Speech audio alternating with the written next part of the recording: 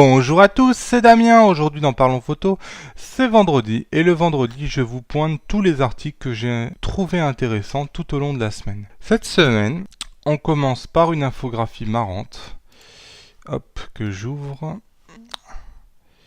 qui compare le volume de caméras produites au fil des années. Et on s'aperçoit en orange de l'explosion des smartphones en termes de quantité. Je sais pas si vous voyez bien là, mais ça monte très haut. Donc ce qui confirme bien, s'il fallait une confirmation, que les smartphones sont aujourd'hui les principaux appareils photo. On va continuer avec une deuxième infographie dans le même thème. Sur Presse Citron, les Français et la photo à l'ère du smartphone. Donc, on s'aperçoit dans cette infographie que 5 Français sur 10 utilisent principalement un smartphone pour prendre des photos, que seuls 3 Français sur 10 utilisent uniquement ou principalement un appareil photo, et que 2 Français sur 10 utilisent les deux.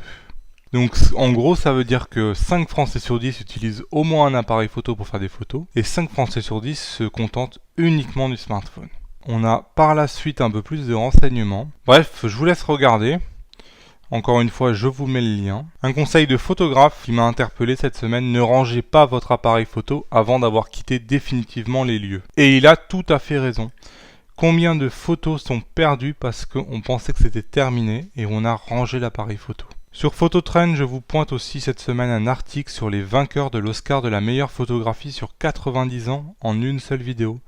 C'est intéressant de voir un peu l'évolution. Et enfin, sur Focus Numérique, on trouve le test du dernier né de chez DJI, le Inspire 2, qui est le drone le plus évolué qui soit vendu aujourd'hui chez DJI. Si ça vous intéresse, bah écoutez, je vous mets les liens en dessous. Cet article-là de leblogphoto.net que j'ai repéré cette semaine.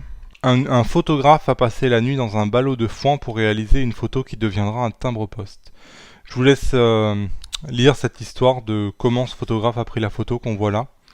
Donc une superbe photo qui lui a demandé beaucoup de travail. Je vous pointe aussi un article sur les numériques, sur comment figer les pales d'un hélicoptère en plein vol. Donc c'est intéressant pour comprendre la vitesse d'obturation, surtout en vidéo. Je vais mettre la vidéo. Hop.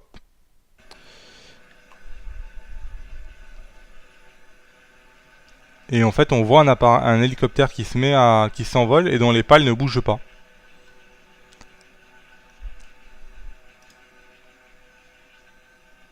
On voit que les pales ne bougent pas, les pales sont entièrement figées. Et donc la vidéo explique un peu comment cette vidéo a pu être prise. C'est très intéressant. Et enfin, un article sur Focus Numérique, Maxime Oudot sélectionné par l'Astronomy Picture of the Day. Sur un peu l'histoire de cette photo, voilà, qui rentre même pas, elle est tellement grande qu'elle rentre pas dans mon... Je peux pas la montrer en entier, mais en gros c'est comment Maxime a pu faire cette vidéo absolument magnifique, qui croise un peu le ciel étoilé. Donc la trace bleue c'est l'ISS, la station spatiale, et à côté je crois que c'est la Lune et Vénus. Donc il y a un peu toute l'histoire de cette photo qui est magnifique. Voilà, bah écoutez, moi c'est les articles que je voulais vous pointer cette semaine, j'espère que ça vous a intéressé.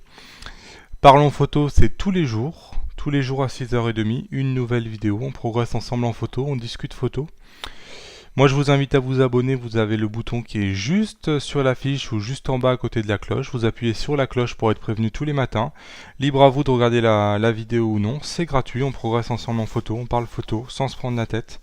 Pour les débutants et les amateurs. Moi je vous dis à demain, allez ciao.